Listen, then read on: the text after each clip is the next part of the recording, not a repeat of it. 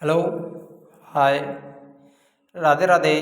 जय श्री कृष्णा मेरे प्यारे साथियों। मैं विजेंद्र पोद्दार आप सभी का आपके अपने यूट्यूब चैनल BS पॉलिटी जी के ट्रिक में हार्दिक स्वागत करता हूं। मेरे प्यारे साथियों, इंडियन हिस्ट्री यानी मध्यकालीन इतिहास के अंतर्गत हमारी जो क्लासेस चल रही हैं मिशन सरकारी नौकरी के अंतर्गत हमारा जो सल्तनत काल चल रहा था उसमें हमने गुलाम वंश को कवर कर लिया। आज खिलजी वंश को कवर करने वाले हैं, दुकातु सैलो। तो ये दूसरा वंश है खिलजी वंश। इसका जो शासनकाल रहा था वो 1290 से 1320। ये सबसे छोटा काल है। सल्तनत काल में सबसे छोटा काल किसका है? खिलजी वंश का है।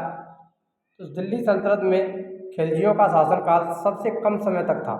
ये आपको ध्यान देना है कि सबसे कम शासनकाल किसका था?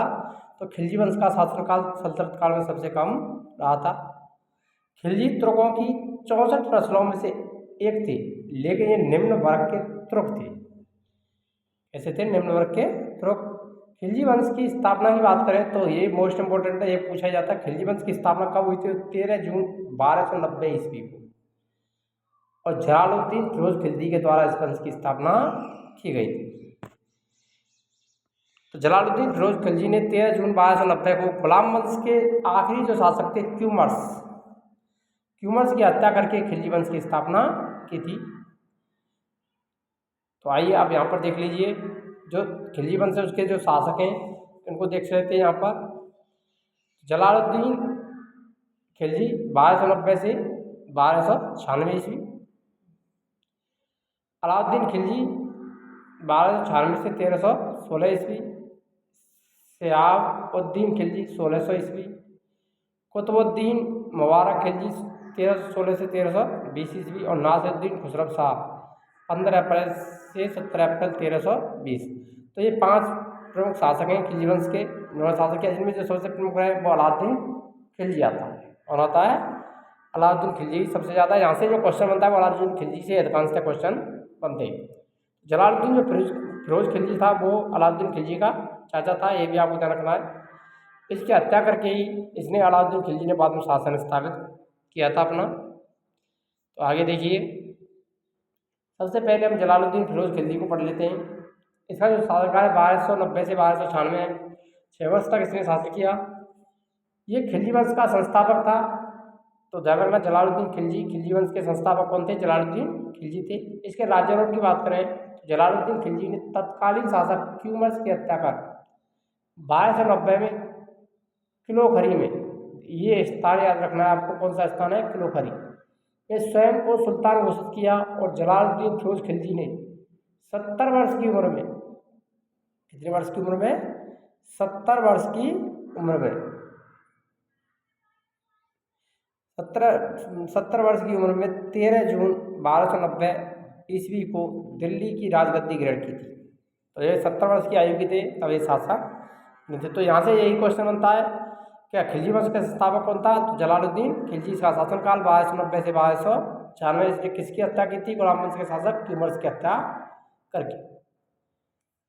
राजधानी की बात करें तो जलालुद्दीन खिलजी का राज्याभिषेक कैकोबार द्वारा बनवाए गए किलोखरी के महल में हुआ था, और इसने अपनी राजधानी किलोखरी को ही बनाया था। तो राजधानी में क्या थी इसकी? किलोखरी थी।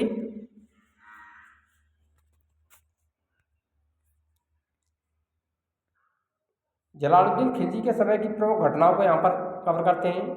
इंपॉर्टेंट है, यहाँ से क्वेश्चन बनने की संभावना रहती है, इसलिए हमने इनको आपके लिए अलग से रखा है। मलिक छज्जू का विद्रोह 1290 ईस्वी में, कड़ा का सूबेदार था मलिक छज्जू, जिसने विद्रोह कर दिया और सुल्तान ने इसके विद्रोह का दमन कर दिया था।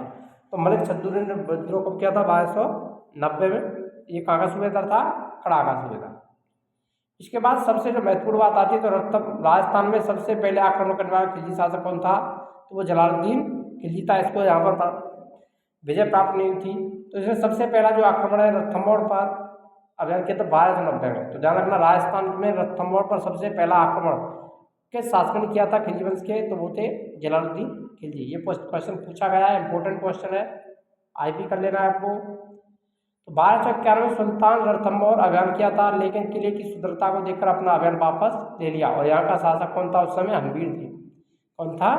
हम्बीर ने बाद में रणथंभ और दुर्ग पर जो अभियान किया था वो अलाउद्दीन खिलजी ने किया था और उसने इसको जीता भी था। इसके बाद मंगोलों का आक्रमण हुआ 1292 में अब्दुल्ला खां के नेतृत्व में। मंगोलों का आक्रमण हुआ जिसमें मंगोल पराजित भी हुए, तो मंगोलों को इसने पराजित कर दिया था। सिद्दी मौला को मृत्युदंड। सिद्दी मौला एक सूफी संत थे।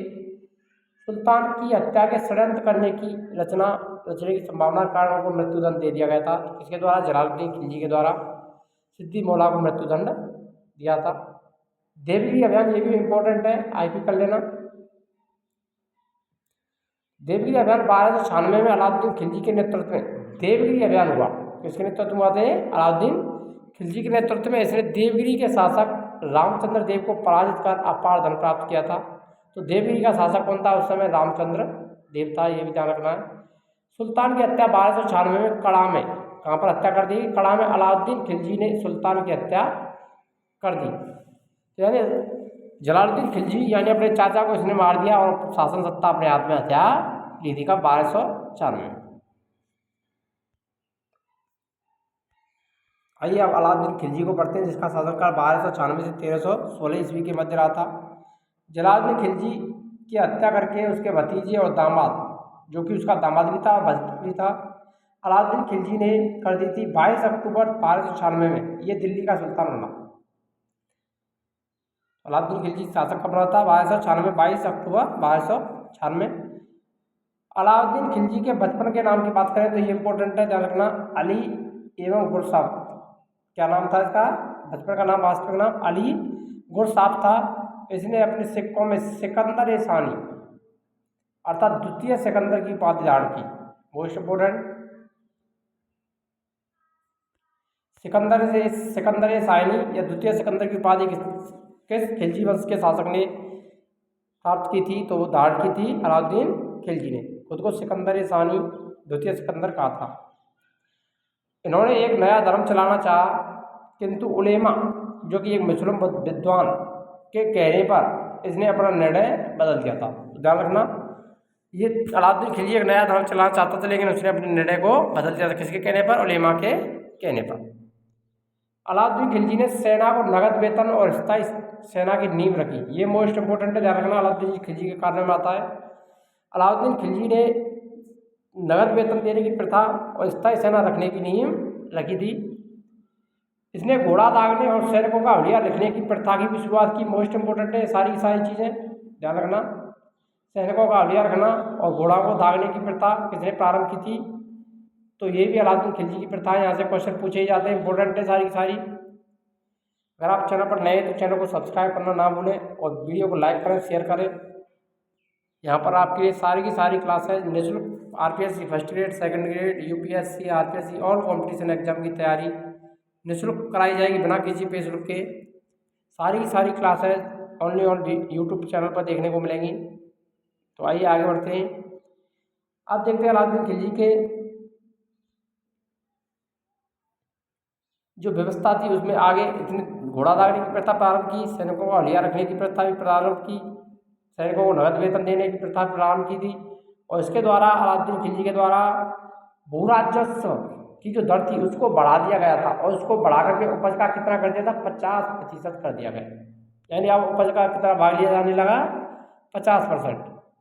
इसने लूटे हुए धन जिसे खम्स, ध्यान रखना, एक कर थे, क्या था ये? कर, खराज, खम्स, जकात, जदिया, तो ये सारे के सारे करते, ध्यान रखना। तो खम्स क्या था? लूटा हुआ धन, जिसे खम्स कहते थे। उसने मुसलमान सुल्तान का हिस्सा, यानी जो सुल्तान था, लूटे हुए धन में अपना हिस्सा कितना कर दिया? 25% से बढ़ा करके इसने 75% कर दिया था। यानी खम्स को भी इसने बढ़ा दिया।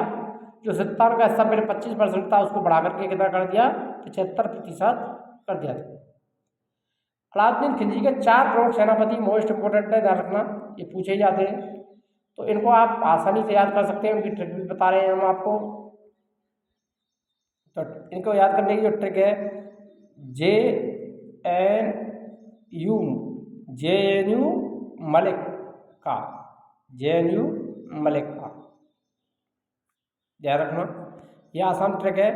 JNU मलिक का, जे से बना देते हैं जफर खां, उसके बाद नुसरत खां, फिर उलुग खां, और अंत में मलिक काफूर। तो ये 4 प्रमुख सेनापति हैं, ध्यान रखना। जिसमें रणथंभौर अभियान के दौरान नुसरत खां की क्या हो गई थी, मृत्यु भी हो गई थी। रणथंभौर पर जब अभियान किया था उसमें कौन मारा गया था, नुसरत खां मारा गया था। अलाउद्दीन खिलजी ने मलिक काफूर को गुजरात में 1000 दीनार में खरीदा था। मलिक काफूर कहाँ से खरीदा था, गुजरात से 1000 दीनार में खरीदा। इसीलिए मलिक काफूर को 1000 दीनार क्या कहते हैं, 1000 दीनारी यानी 1000 दीनारी के नाम से भी जाना जाता है। तो 1000 दीनारी किसे कहा जाता है, मलिक काफूर को कहा जाता है।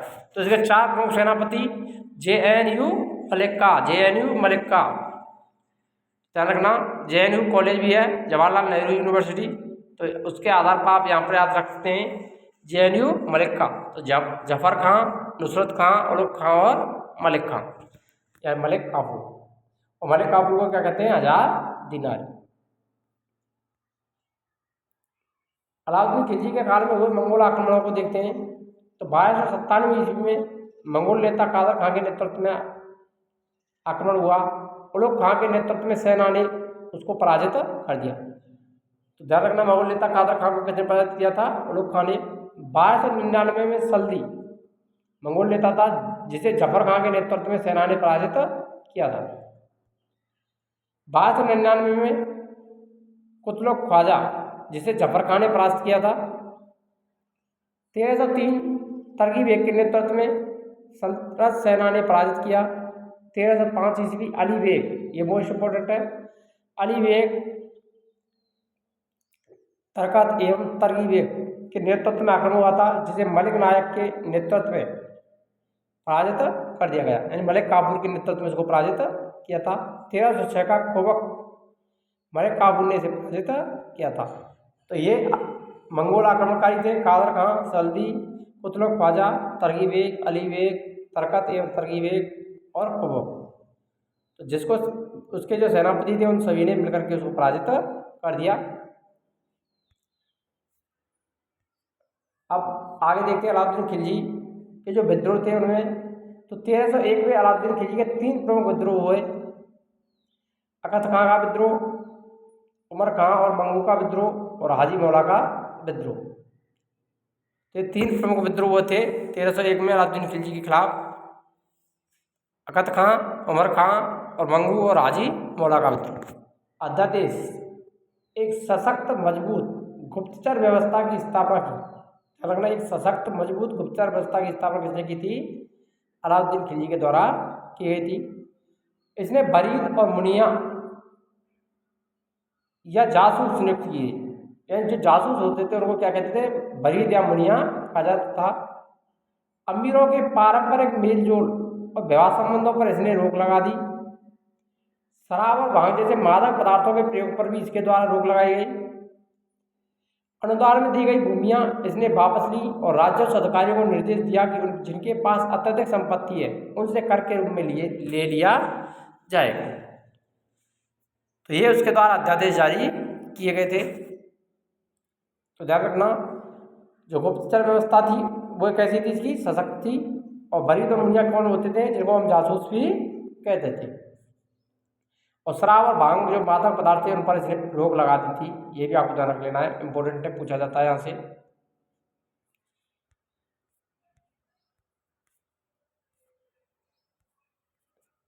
अलाउद्दीन खिलजी के अभियानों को हम 2 भागों में बांट कर देख सकते हैं।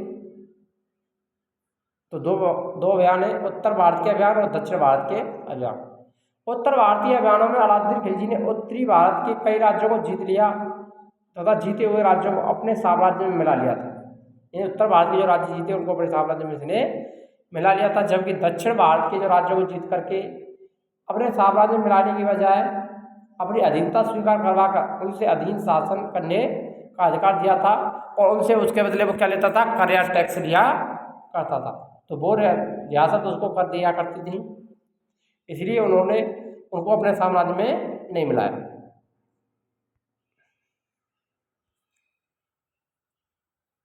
गुजरात में 1299 ईस्वी में, इस समय वहाँ का शासक कण बेगला था, गुजरात का शासक। 1299 गुजरात अभियान हुआ और कण बेगला बिना युद्ध किए ही भाग गया, यानी उसने युद्ध भी नहीं लड़ा था, उसको डर के मारे वहाँ से 9-2-11 हो गया था। और देवगिरी में रामचंद्र देव के यहाँ उसने शरण ली थी, तो देवगिरी के शासक रामचंद्र के यहाँ इसने शरण ली। इस तरह गुजरात को दिल्ली सल्तनत में मिला लिया गया था। बाद में देवगिरी के रामचंद्र को अलाउद्दीन खिलजी ने भी पराजित कर दिया था। रणथंभौर विजय 1300 से 1301 राजस्थान पर सबसे पहला आक्रमण, राजस्थान पर आक्रमण ध्यान रखना। राजस्थान के रणथंभौर पर इसने 1301 में सबसे पहले आक्रमण किया था। तो 4 आक्रमण थे राजस्थान में इसके कितने थे? 4। जिसमें सबसे पहला था रणथंभौर अभियान।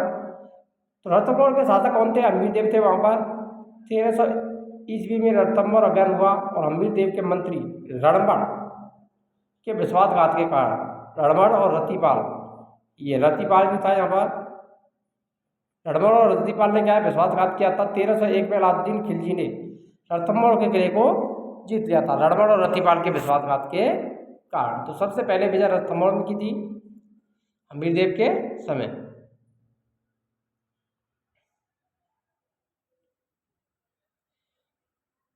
रानी रंगदेवी के नेतृत्व में यहाँ पर जौहर भी हुआ था।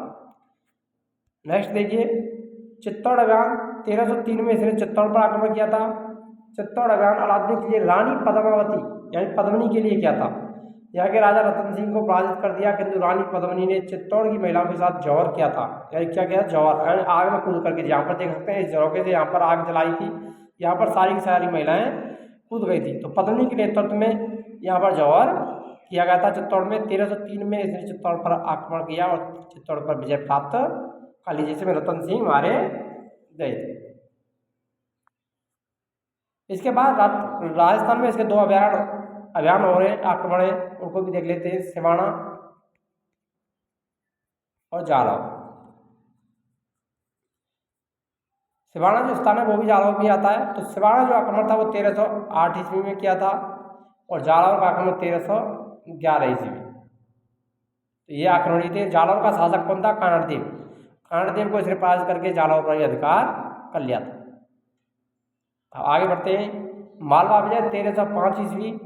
इस समय यहाँ के शासक मेहलक देव थे। 1305 में मालवा अभियान हुआ, जिसमें मेहलक देव पराजित हुआ और मालवा को सल्तनत में मिला लिया गया है, दिल्ली सल्तनत में मिला लिया मालवा को अलाउद्दीन खिलजी ने 1305 में। अब बात आते हैं दक्षिण भारत के अभियानों को पढ़ते हैं। यहाँ पर दक्षिण भारत में देवगिरी अभियान 1307 ईस्वी में हुआ। देवगिरी का शासक कौन था? उस समय रामचंद्र देव था। 1307 में मलिक काफूर ने देवगिरी पर आक्रमण किया। रामचंद्र देव को परिवार सहित दिल्ली भेज दिया गया और रामचंद्र देव यहाँ पर 6 महीने तक रहे और अपनी पुत्री का विवाह सुल्तान के साथ उन्होंने कर दिया था। देवगिरी के शासक रामचंद्र देव ने अपनी पुत्री का विवाह अलाउद्दीन के साथ किया और सुल्तान ने इसे 1 लाख स्वर्ण मुद्रा और राया की उपाधि दी थी। ये इंपॉर्टेंट है। राया की उपाधि इसने किसको दी थी? रामचंद्र देव को। किसने प्रदान की थी? अलाउद्दीन खिलजी ने। तेलंगाना अभियान 1309 से 1310 ईस्वी। तेलंगाना के शासक प्रताप रुद्र देव द्वितीय। कौन थे? प्रताप रुद्र देव द्वितीय थे। इसकी जो राजधानी थी वो कौन सी थी? वारंगल। राजधानी क्या थी? वारंगल थी। तो युद्ध में पराजित होने के बाद प्रताप रुद्र देव द्वितीय बहुत से उपहार के साथ सुल्तान की अधीनता स्वीकार कर लेता है, यानी कई उपहार ले जाता है और उसकी अधीनता को स्वीकार कर ले जाता है। उससे वो आगे युद्ध नहीं लड़ना चाहता था, क्योंकि वो इतना सक्षम नहीं रहा कि वो अलाउद्दीन की खिलजी की सेना का सामना कर सके, तो वो उसकी अधीनता को स्वीकार कर लेता है।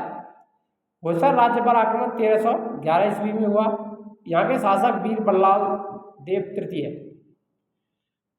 इनकी जो राजधानी थी वो द्वार समुद्र थी। द्वार समुद्र इसने भी सुल्तान की अधीनता स्वीकार कर ली 1311 में, और 1311 में जालौर पर आक्रमण किया था इसने और जालौर विजय प्राप्त की थी। दक्षिण भारत अभियान पांड्य राज्य पर आक्रमण 1311 ईस्वी में। इस समय यहाँ के जो राजा थे वो वीर पांड्य थे और इनकी जो राजधानी थी, पांड्य राज्य की राजधानी क्या थी? मदुरा। 1311 में मलिक काफूर ने मदुरा पर आक्रमण किया, लेकिन वीर पांड्य इसके हाथ नहीं लगा और यहाँ पर उसने भीषण लूटपाट की। दक्षिण का यही एक राजा था जिसने अलाउद्दीन खिलजी की अधीनता स्वीकार नहीं की। मोस्ट इंपोर्टेंट आईपी कर लेना है। दक्षिण का एकमात्र ऐसा शासक कौन था जिसने अलाउद्दीन खिलजी की अधीनता स्वीकार नहीं की थी? तो वो कौन था? वीरपांड। कौन था? वीरपांड था, जिसने अलाउद्दीन खिलजी की अधीनता स्वीकार नहीं की थी। अलाउद्दीन खिलजी की बाजार नियंत्रण प्रणाली, ये इंपॉर्टेंट है। बाजार नियंत्रण प्रणाली या मूल्य नियंत्रण प्रणाली के नाम से भी जाना जाता है इसको, मूल्य नियंत्रण प्रणाली भी इसको कहा जाता है। तो अलाउद्दीन खिलजी ने बाजार नियंत्रण की नीति को लागू किया। इस संदर्भ में उसने बर्नी, जियाउद्दीन बर्नी था, उसने उल्लेख किया है कि बाजार नियंत्रण नीति सेना की सुविधा के लिए लागू की गई थी। इसके लिए अलाउद्दीन खिलजी ने जो बाजार नियंत्रण नीति प्रारंभ की थी वो सेना की सुविधाओं के लिए प्रारंभ की गई थी। बाजार नियंत्रण नीति के 2 सिद्धांतों पर आधारित थी। उत्पादन लागत के आधार पर वस्तुओं का मूल्य निर्धारण किया जाएगा। बाजार में आम जरूरत की वस्तुओं की कमी ना हो जाए, बाजार आम जरूरत की जो वस्तुएं वो कम नहीं होनी चाहिए। और उत्पादन लागत के आधार पर वस्तुओं का मूल्य भी निर्धारित किया जाएगा। सुल्तान ने 4 प्रकार के बाजार गठित किए थे। मंडी बाजार, जिसे अनाज का बाजार कहा जाता था, इससे संबंधित 8 जाब्ता यानी अधिनियम थे, कानून थे। पहला अधिनियम सर्वाधिक महत्वपूर्ण था, जिसके अंतर्गत सभी प्रकार के अनाजों का मूल्य निर्धारित था। यानी सभी प्रकार के अनाज की कीमतें फिक्स कर दी गई थी। अनाज बाजार के नियंत्रण करने के लिए सुल्तान ने सहनाए मंडी की नियुक्ति की और जमाखोरों को कठोर दंड की व्यवस्था भी की थी। तो सहनाए मंडी नामक एक विभाग बनाया था इसने, और उसका अध्यक्ष बनाया था। वो किसके लिए बनाया था? अनाज बाजार के नियंत्रण के लिए। तो सहनाए मंडी की नियुक्ति किसने की थी? अलाउद्दीन खिलजी ने। दूसरा आता है सराय अदल, जिसे क्या कहते हैं? न्याय का स्थान कहा जाता था। इससे संबंधित 5 कानून थे। यह एक तरह के सरकारी सहायता प्राप्त बाजार थे, जिनको सरकार की तरफ या राज्य की तरफ से सहायता दी जाती थी। इसमें विभिन्न प्रकार के कपड़े, मेवे, जड़ी बूटी, घी, चीनी आदि बिकते थे, जो कि आम जरूरत की वस्तुएं होती थी। ये सामान्य लोगों के लिए आवश्यक वस्तुएं थी। तो सराय अदल क्या था? न्याय का स्थान। घोड़ों, दासों और मवेशियों का बाजार, इससे संबंधित सामान्य नियम थे। पहला नियम किस्म के अनुसार मूल्य निर्धारण होना। दूसरा नियम दलालों पर कठोर नियंत्रण रखना। सामान्य बाजारों में आम जरूरत की वस्तुएं बिकती थी, जैसे कि सब्जी, मिट्टी के बर्तन आदि। इन मूल्य भी उत्पादन मूल्यों पर आधारित किया जाता था, यानी उत्पादन के मूल्यों के आधार पर इनका मूल्य भी निश्चित कर दिया जाता था। तो ये बाजार नियंत्रण प्रणाली थी अलाउद्दीन खिलजी की। अलाउद्दीन खिलजी के द्वारा किए गए निर्माण कार्यों को देखते हैं। यहाँ पर अलाई दरवाजा, जो कि अलाउद्दीन खिलजी का प्रवेश द्वार, कुतुब मीनार का प्रवेश द्वार है, जिसे अलाई दरवाजा कहते हैं। ये कहाँ पर है? दिल्ली में, जो कुतुब मीनार का प्रवेश द्वार है। श्री का किला दिल्ली में ही स्थित है। 1000 खंबा महल, ये भी दिल्ली में। तो इन सभी का निर्माण किसने करवाया था? अलाउद्दीन खिलजी के द्वारा करवाया गया था। ध्यान रखना, अलाई दरवाजा, श्री का किला, 1000 खंबा महल का निर्माण किसने करवाया था? अलाउद्दीन खिलजी ने। और कहाँ करवाया था? ये भी आपको ध्यान रखना है, दिल्ली।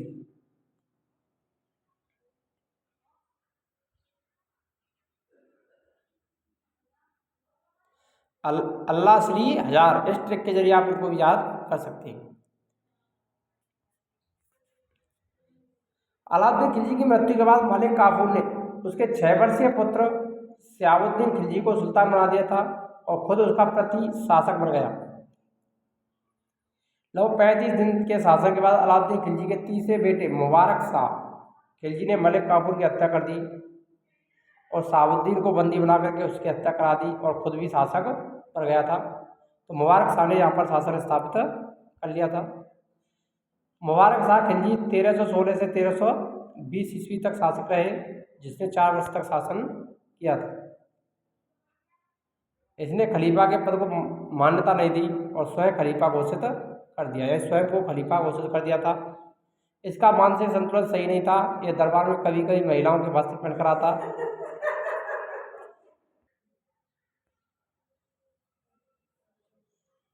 तो ये दरबार में कभी कभी महिलाओं के वस्त्र पहन के आता था। कितनी अचंभे की बात है रखना। तो ये क्या है, इसका जो मानसिक संतुलन था वो खराब हो चुका था। कभी कभी ये निर्वस्त्र भी आ जाया करता था, यानी कभी कभी ये वस्त्र पहन करके भी नहीं आता था। तो इतना खराब शासक था खिलजी वंश का। इसके बाद इसके जो बाद में प्रधानमंत्री खुसरो खां ने 1320 में इसकी हत्या करवा दी और खुद वहाँ का शासक बन गया। तो कौन बन गया शासक? खुसरो खां। खुसरो शाह ने किसकी हत्या करवा दी? मुबारक शाह की। नसरुद्दीन खुसरो शाह, जिसे खुसरो शाह भी कहा जाता है, नसरुद्दीन खुसरो शाह ने 15 अप्रैल से 27 अप्रैल 1320 तक बस कुछ ही दिन शासक रहा था। उसके बाद उसकी हत्या करवा दी गई और खिलजी वंश को खत्म कर दिया, उसको समाप्त कर दिया गया था। इसके बाद में जो वंश आता है, सैयद वंश आता है, तुगलक वंश आता है और लोधी वंश आता है। तो उनको हम अगले वीडियो में पढ़ेंगे, तुगलक वंश को पढ़ेंगे अगले वीडियो में। तब तक के लिए इसके जो क्वेश्चन है प्रीवियस ईयर एग्जाम में आए हुए उनको यहाँ पर रिवाइज करते हैं। तो देखिए, गुलाम वंश के संस्थापक कौन था? Group D 2018, Alauddin Khilji, Jalaluddin Khilji, Bakhtiyar Khilji, Mubarak Shah Khilji. देखिए, गुलाम वंश का संस्थापक, ये क्वेश्चन यहाँ पर गलत रिपीट कर दिया है, गुलाम वंश से रख दिया गया है। तो गुलाम वंश के जो शासक थे तो वो कौन थे? कुतुबुद्दीन। कौन थे? कुतुबुद्दीन।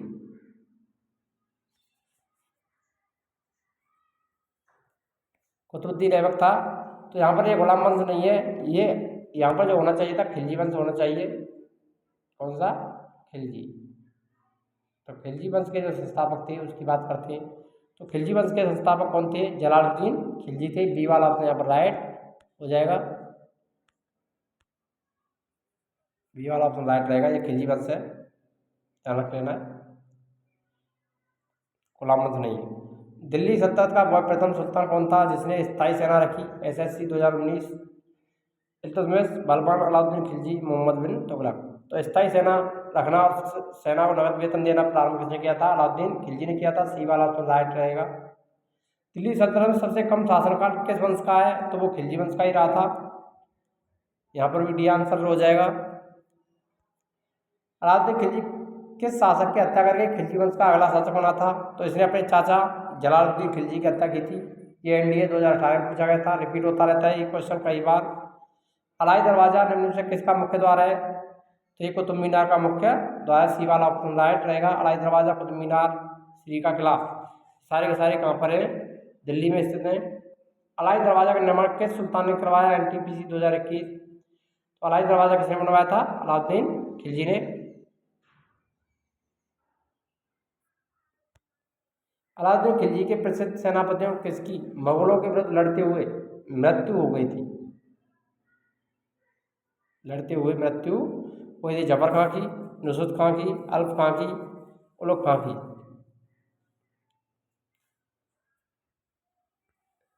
तो मंगोलों के विरुद्ध लड़ते हुए किसकी मृत्यु हो गई थी? तो वो हो गई थी अल्फ खां की। सी वाला ऑप्शन राइट हो जाएगा यहाँ पर। कौन सा सुल्तान नया धर्म चलाना चाहता था लेकिन उलेमाओं ने उसका विरोध किया था? UPPCS 2015, बलबान, अलाउद्दीन खिलजी, मोहम्मद बिन तुगलक, इल्तुतमिश। तो अलाउद्दीन खिलजी नया धर्म चलाना चाहता था जिसका उलेमाओं ने विरोध किया था। बी वाला ऑप्शन सही रहेगा। निम्न से किसने अपने आप को खलीफा घोषित कर दिया? ग्रुप डी 2018, मुबारक शाह खिलजी ने, बलबन ने, अलाउद्दीन खिलजी ने, फिरोज शाह तुगलक ने। स्वयं को खलीफा किसने घोषित किया था मेरे प्यारे साथियों? जल्दी से जल्दी राइट आंसर दीजिए। करेक्ट आंसर इसका आपको कमेंट बॉक्स में आंसर देना है। इसका आंसर हम आपको यहाँ पर नहीं बताने वाले हैं, इसका आंसर कमेंट में देना है। कमेंट करना है इसका आंसर। और वीडियो को अभी तक लाइक नहीं किया है तो लाइक करें, शेयर करें और चैनल पर नए तो चैनल को सब्सक्राइब करना ना भूलें। नेक्स्ट क्वेश्चन देखिए, अलाउद्दीन खिलजी के दक्षिण अभियान धन प्राप्ति के अभियान थे, वह दक्षिण राज्यों को कब्जे में करना चाहता था। SSC CGL 2019। ए और आर दोनों सही हैं। आर ए की सही व्याख्या करता है, ए और बी दोनों सही हैं किंतु आर ए की सही व्याख्या नहीं करता। ए सही है किंतु आर गलत है, ए गलत है किंतु आर सही है। तो यहाँ पर जो राइट आंसर रहेगा अलाउद्दीन खिलजी के जो दक्षिण अभियान थे वो धन प्राप्ति के अभियान थे। ए वाला सही रहेगा लेकिन आर गलत है। दक्षिण राज्यों को कब्जे में करना चाहता, कब्जे में वो नहीं करना चाहता था। तो सी वाला अपने यहाँ पर राइट रहेगा। निम्नलिखित में से किसने सिकंदर सानी, सिकंदर द्वितीय की उपाधि धारण की? तो वो अलाउद्दीन खिलजी के द्वारा धारण की गई थी। सी वाला ऑप्शन राइट हो जाएगा। मिलते हैं नेक्स्ट वीडियो में, तब तक के लिए जय हिंद, राधे राधे, जय श्री कृष्ण।